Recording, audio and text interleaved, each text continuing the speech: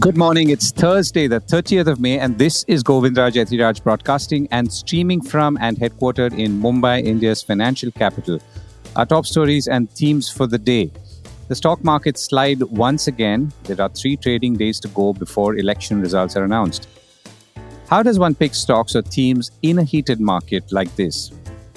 Standard & Poor's revises India ratings outlook to positive. Heatwaves are slamming cities across India. Delhi hits an all-time high of 52.3 degrees Celsius. How should we be responding? And air cargo continues to grow globally, reflecting an economic upturn.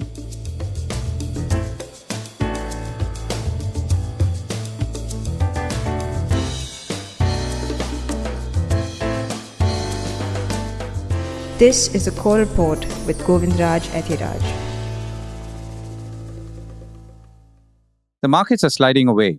The markets are, if you take a step back, alternating between bouts of nervousness and confidence in recent days, as we have now 3 trading days to go before the results of general elections 2024 are announced. Both emotions are to be expected, that's nervousness and confidence, and also extend to the larger principle of fear and greed that always drive markets in both short and long spells. It also boils down to something, which is, should one buy, sell, or do nothing? Well, some institutional investors are already saying on record that you should be taking profits off the table because that's a sensible thing to do if you've been invested in for a while. And remember, this is a peak.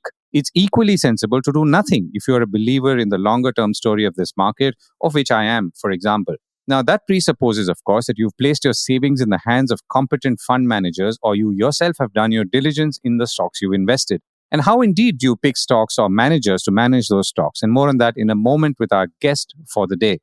Meanwhile, the markets fell, with the BSE Sensex falling 668 points to end at 74,503, and the Nifty 50, on the other hand, closed at 22,705. And now, just to remind you that in percentage terms, these swings are quite small, something Aditya Birla Sun Life Mutual Fund CEO A. Balasubramanian pointed out to me a few weeks ago, just when the market had crossed 75,000, come back and was exhibiting the first signs of jitteriness as the long polling season got underway. On another note, I do wish politicians would stay away from commenting on markets and their movements, particularly at times like this, or try and avoid talking it up. They have every right to say what they wish, and I would concede they understand the markets well too, but markets are markets and they don't usually respond well to open calls to action and are driven by, as we've said earlier, and everyone knows, fear and greed. So it's best to stay away, whether it's going up or down. Incidentally, not all segments of the market were down on Wednesday. The BSE Small Cap Index was up about 0.2%, though the BSE Mid Cap Index was down. The other broader indices, as we've talked about, that's the Sensex and the Nifty, were down. Hunting for buys in peak market. So how does one pick stocks or identify long-term gainers at a time like this? And also, how does one look at or treat valuations? I reached out to Sandip Bansal, Associate Director and Senior Portfolio Manager at ASK Investment Managers. I asked Bansal, who runs the recently launched ASK Lighthouse Portfolio, a portfolio management service or PMS scheme that focuses on a few themes or sectors at a time, on how he was seeing valuations right now before linking it to the larger question on how he was identifying sectors or companies at a time like this, which is, of course, the question many people ask me as well. Valuations from a historical perspective, we can surely say that valuations are not cheap, but valuations need to factor in a number of aspects. A, the current liquidity environment globally as well as domestically. Secondly, the long-term growth prospects that are there for the country. Thirdly, the fact that India's story and narrative today is far stronger in a global relative context than it has ever been. Fourthly, amongst various asset classes that are available out there, equities does hold the prospect of giving good returns over a longer period of time. So keeping all these factors in mind, we believe that the longer term story for India still looks very good. Got it. So, a lot of people ask me that how do you invest at a time like this? And the background is this is a market which is at a record high along with maybe 13 other markets worldwide. But since we are here and we are mostly investing here, and I understand that you too have a similar challenge in a way because you've started a new fund which is positioned as looking at structural transformation themes. So how would you answer that question, both for yourself and for those who are asking this very question? So it is true that from a historical context perspective, markets are not cheap and they do look expensive. But the other aspects are that need to be considered, Govind, are the fact that the narrative for India, is very strong. The fact that we are going to grow stronger than what we had penciled in earlier. Thirdly, the fact that we are going to grow higher for a longer period of time. And when businesses grow faster than expected and they continue this growth for a longer period of time, what happens is that a number of other factors in businesses change. The size of the businesses change, the robustness of the businesses change, capital efficiency improves, ability of the businesses to attract a lot of resources, that drastically changes, because of which the multiple structurally improves. So what we would like to believe is that there are a number of opportunities out there in the market which will benefit from these structural changes that are taking place in the market. And while from a historical lens, these businesses might look expensive, but from the perspective of what they hold out in the future, the earnings could continue to sustain us for a longer period of time. And Right. hence, we would not be concerned too much about valuations and give it only as much as it is due to them. So, when you talked about how the nature of businesses is changing and the very texture or composition of enterprises is changing because of all the other external factors, including the overall growth picture, what are the best examples that come to mind? I mean, what industries or kinds of companies that best represent the narrative you just described?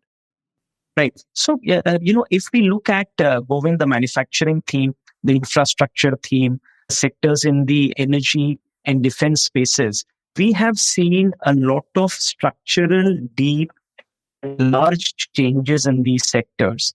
The kind of businesses that were there maybe 5 years ago and what are there today, there has been a big transformation in these spaces.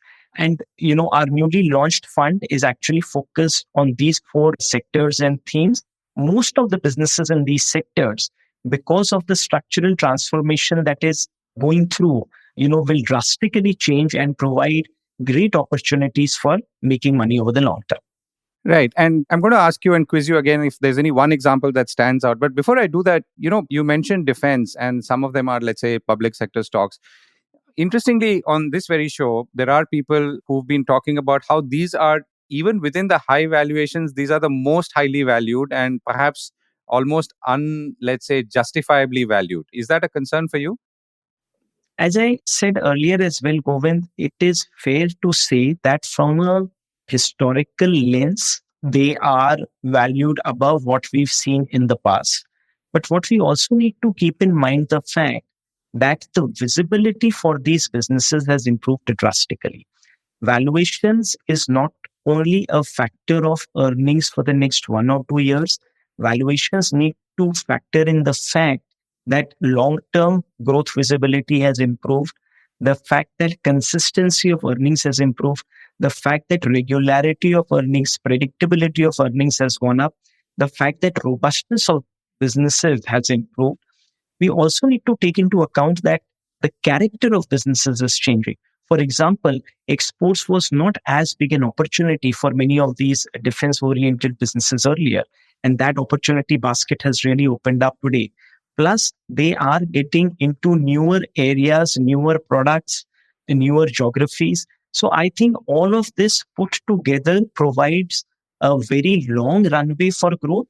And when we factor all of this in, yes, the stocks have run up, but we believe that there is still room to make money in these names. Right. So if I were to ask you about stock picking strategy, Sandeep, for yourself and those who would like to follow your example, what would the 2 or 3 key things be? Whether it's stock picking is not limited to a time like this. It could be at any time. But what's your recipe? Currently, what we are thinking, Govind, is that sectors and large structural changes are taking place. The earnings are likely to surprise us for a long period of time. We have seen that in the recently concluded quarter as well. And we believe that the story is likely to continue for the next few years. What will also happen is that the longer period earnings growth for many of these businesses will improve surprisingly. When there is a large force of change, the pace of change, the quantum of change, the size of change, the impact of change is so large that we at a point of time are not able to appreciate or understand fully its context. We believe that all of these forces combined, are going to benefit a lot of these businesses. And hence, we are picking those sectors and those businesses that will benefit from, these changes taking place. We are not actually too much focused on earnings over 1 or 2 years. Got it. You talked about defense, and what are your other couple of favorites sector-wise at this point of time? So infrastructure is truly a very interesting space. Manufacturing is the other, large opportunity which we believe is out there, and it's a multi-decadal opportunity. Energy is the third space that we are looking at in addition to defense. Actually, the key theme is manufacturing, infrastructure, energy are going to be driven by this upsurge in manufacturing activity that we are going to see in the economy. And we believe that as the government targets to double the component of manufacturing in the GDP, all of these sectors aligned will move together very well. So, and when you say manufacturing, it can mean anything from automotive to semiconductor. So what do you think of? I mean, what do you visualize usually? No, that's a very fair question. I agreed that manufacturing is a very broad space and, it will include everything from textiles, automobiles, chemicals.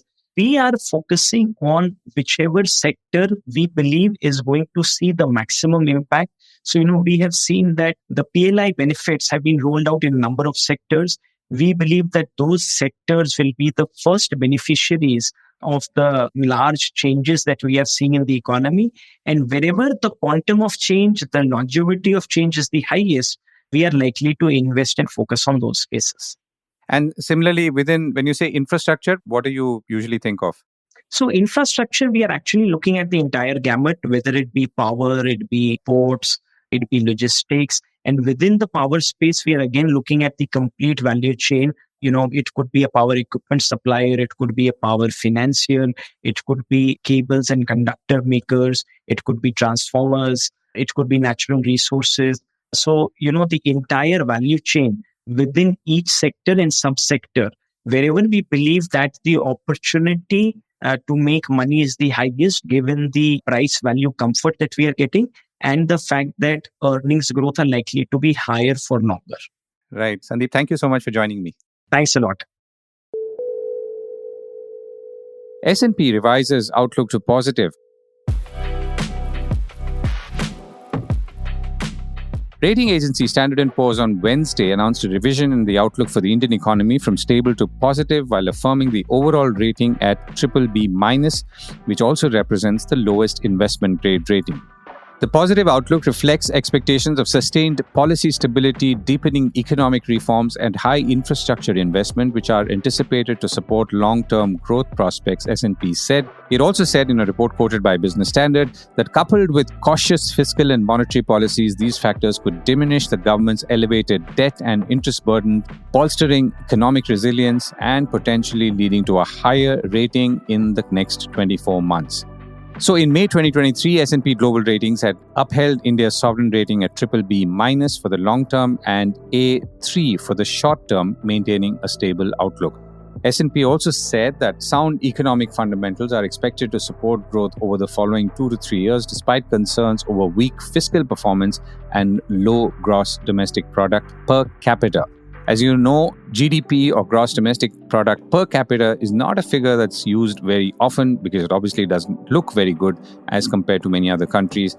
S&P's announcement also aligns with similar ratings from other global agencies, including Fitch and Moody's, which also assigned the lowest investment grade rating to India with a stable outlook according to the Business Standard. S&P also said it may raise ratings if India's fiscal deficits narrow meaningfully, such that the net change in general government debt falls below 7% of GDP on a structural basis. It also said that India's outlook could be revised to stable if there was a decline in political commitment to maintaining sustainable public finances, indicating a weakening of the country's institutional capacity. So that's the warning and a warning note to end on. China to grow faster. China's economy is set to grow 5% this year after a strong first quarter, the IMF, or the International Monetary Fund, said on Wednesday, upgrading its earlier forecast of 4.6% expansion, though it expects slower growth in the years ahead, according to Reuters. IMF's new projections come in the context of hectic efforts by China to ramp up its economy and fight a protracted property crisis and its ripple effects on investors, consumers, and businesses that the world has been also seeing. The IMF said it had revised up both its 2024 and 2025 GDP targets by 0.4 percentage points, but warned that growth in China would slow to 3.3% by 2029 thanks to an aging population and slower expansion in productivity. It now expects China's economy to grow 5% in 2024 and to slow to 4.5% in 2025. Now, all of this is somewhat important to watch because stronger China means more investments could flow there, as they have been, particularly in the secondary markets. And these are things to watch out for from an overall foreign direct investment and investment point of view too. Reserve Bank asks Edelweiss Asset Reconstruction Company to stop acquiring financial assets.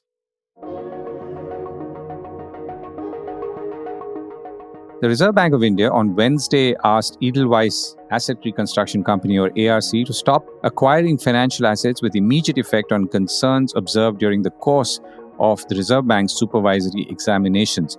Meanwhile, earlier, a Reserve Bank of India Deputy Governor had said that some Indian ARCs bypassed regulations and used innovative ways to evergreen distressed assets. Such companies often lack transparency and consistency in issuing and periodically valuing security receipts, and their practices in levying management fees are inadequate, he said in a report in Business Standard. Now, he spoke at a conference in Mumbai for directors and CEOs of ARCs organized as a part of the Reserve Bank's Supervisory Engagement Program on May 17th. Now, we are obviously on May 29th going into 30th. Now, the speech was published on the Reserve Bank of India website on the 29th of May, that's Wednesday. In that speech, he said that during the course of their on-site examinations, they came across instances when ARCs have been used or allowed themselves to be used as a conduit to evergreen distressed assets. In many cases, there was a lack of transparency and consistency in the issuance and periodical valuation of security receipts. This move of the Reserve Bank is, of course, in keeping with its generally aggressive stance of late, but is not likely to impact the larger financial or banking system since ARCs operate in relatively confined zones. The Reserve Bank of India said it had been engaging with the senior management of these entities. The other one is ECL Finance and their statutory auditors, but no meaningful corrective action was taken or seen to be taken, necessitating the imposition of business restrictions. The Reserve Bank of India release said that instead of taking meaningful remedial action to rectify the said deficiencies, it was observed that the group entities were resorting to new ways to circumvent regulations. Now, all of this is a worrying statement and is something that should concern everyone. Nevertheless, the central bank said it will review the business restriction on the companies after the rectification of the supervisory observations by the group to the satisfaction of the Reserve Bank. Air cargo continues double-digit growth for the fifth month. The International Air Transport Association, or IATA, has released data for April 2024, that's last month, where it says that global air cargo markets showed that total demand measured in cargo ton kilometers, or CTKs, rose about 11.1% or 11% compared to April 2023. Now, this is the fifth consecutive month of double-digit year-on-year growth. Capacity also rose by 7.1% compared to April 2023, and this figure was 10% for international operations.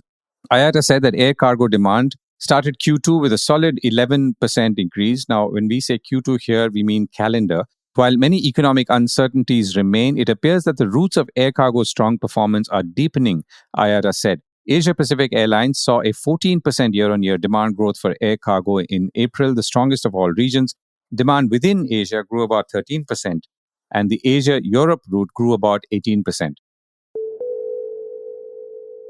Heat waves are slamming several cities across India. What should be the response?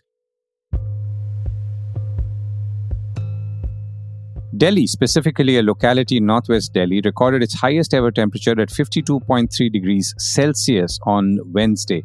Now, if you are a visitor to countries with deserts, this is what it feels like there in peak summer. According to India's meteorological department, the automatic weather station at Mungeshpur in Delhi recorded the temperature around 2:30 p.m. on Wednesday. Now, this was a day after other zones in Delhi clocked their maximum temperatures of about 49.9 degrees, that's almost 50 degrees Celsius. So, a new study by Delhi-based think tank Centre for Science and Environment, or CSE, has revealed a dangerous trend in India's big cities, which is that heat waves are becoming deadlier thanks to a combination of rising temperatures, increasing humidity, and urban expansion. The research has also uncovered a worrying phenomenon, which is that cities are not cooling down at night as much as they did in the decade between 2001 and 10.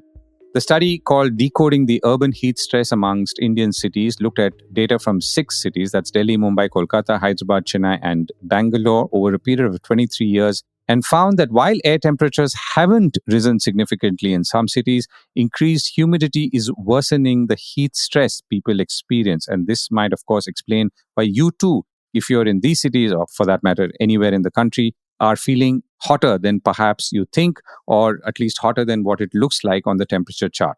Heat stress results from a combination of air temperature, land surface temperature, and relative humidity, causing acute thermal discomfort and increased heat-related diseases in cities. I reached out to Anumita Roychowdhury, Executive Director, Research and Advocacy at the Centre for Science and Environment, India, and I began by asking her why this was happening and how we should be responding in terms of short-term or immediate response as well as medium to long-term policy. What we have studied, we have just looked at about these decades of change, starting from 2001 to 2023, right? And even in this time frame, we are seeing discernible changes, and we have tracked 3 parameters. One is the air temperature, second, relative humidity, and third, land surface temperature. Now, the significance of tracking these 3 parameters is that when we look at the trending temperature, because normally people, when they discuss heat, only thing that they think about is the rising temperature. And that's what global warming is all about. But what we are seeing is that while, yes, in some parts of India and at the mega cities, the overall temperature has increased. In Delhi, the overall temperature over time has not increased so significantly. But what has increased is the relative humidity. Now, what is interesting for us to understand is that when you talk about heat wave and discomfort, temperatures are high. And I'm talking about the overall trend. Now, and then you have these specific episodes that we are going through right now, when you have very extreme heat conditions. But the point of concern is that when both relative humidity and temperature increase, what we call heat index, that's when it becomes so much more dangerous for people and from the public health perspective. And that is also the level of discomfort that increases manifold. So that's one phenomenon that we have noticed. And another interesting phenomenon that we have seen is that nighttime temperature is not going down as much as it should or as it did earlier in the decades. And this is something quite consistent with what we are also hearing globally. Even IPCC has taken note of this, that overall the nighttime temperatures are not reducing so much. These are all reflective of what we know as urban heat island effect. Now, urban heat island effect therefore means that there is something else happening in the city, which is absorbing an enormous amount of heat and then radiating back to us. And that is because the way urbanization is happening. And that's why when we looked at the land surface temperature, what is very interesting that in Delhi, we are seeing patterns around, and especially the areas where you have more barren land, where you have more concrete, where vegetation is disappearing, where water bodies are disappearing, right? Those are the heat hotspots. And in Delhi, interestingly, because you will see that Delhi comparatively, when you compare that with other cities of India, Delhi does have more green areas. It has actually increased its vegetation. The tree numbers have gone up. And yet, this is not being able to douse the nighttime temperature, right? So, all of these have now become a major cause of concern that we are beginning to see such patterns. It is no longer about only the heat wave that is happening right now, because if consistently the heat increases, not only during height of summer as of today, but our data also shows that monsoon months are even worse from the perspective of what people experience in terms of heat index. So clearly, there are a lot of things that are going wrong.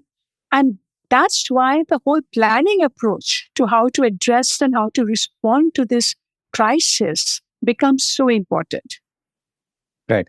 And is there a livelihood aspect that you've looked at? I mean, the impact on livelihoods because of the way the experience of heat and temperature is changing? Yes, not so much in the context of Delhi, but what we've seen, like, in fact, in the city of Kolkata, where I am right now, we have looked at that where are the heat hotspots.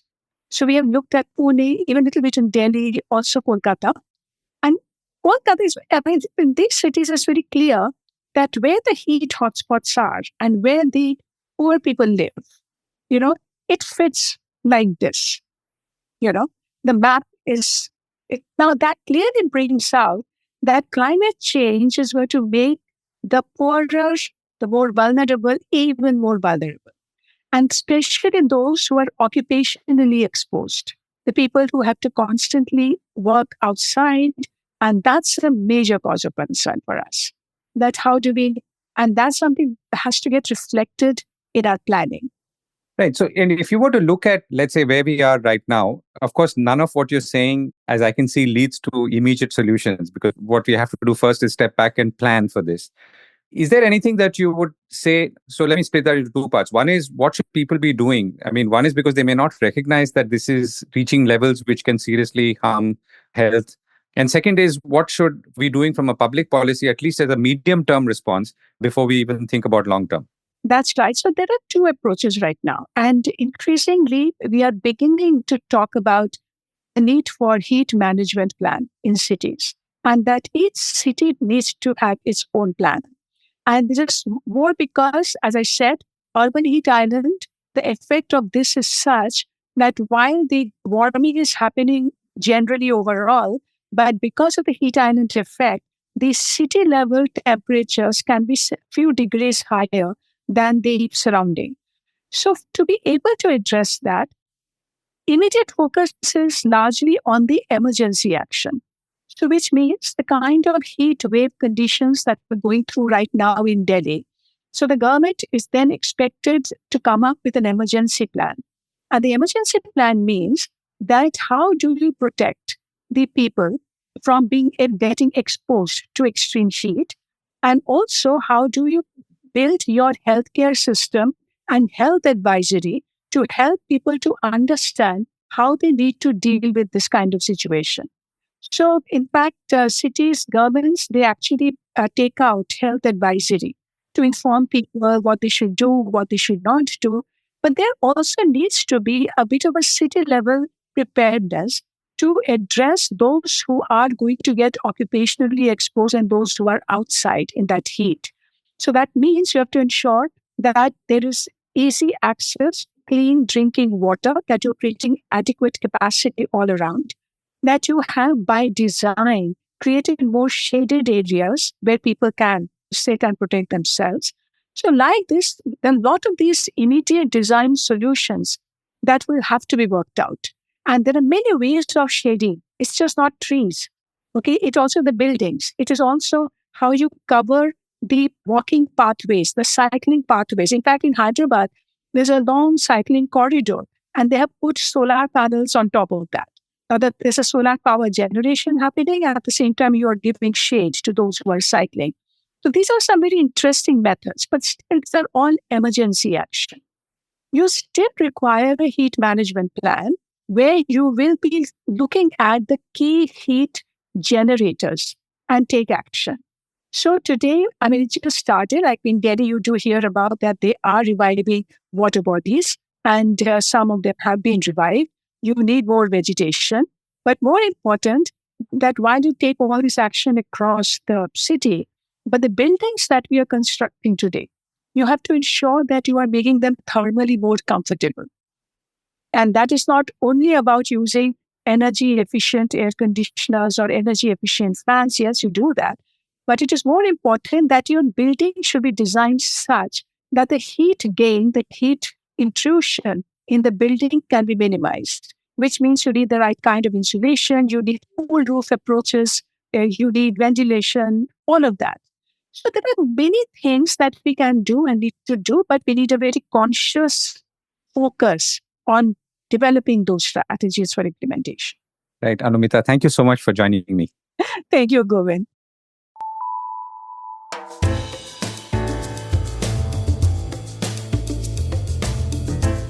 That was the Core Report with me, Govindraj Ethiraj. Do stay connected with more of our coverage at the Core. You can check out our website or sign up to our newsletter for our exclusive stories, one in-depth feature a day on www.thecore.in. Do also track us on LinkedIn, where we usually post synopses or extracts of our top stories and interviews. We would love your feedback on how we can make business more interesting and relevant, including, of course, India's vibrant manufacturing sector. So write to us at feedback@thecore.in, and thank you once again for listening.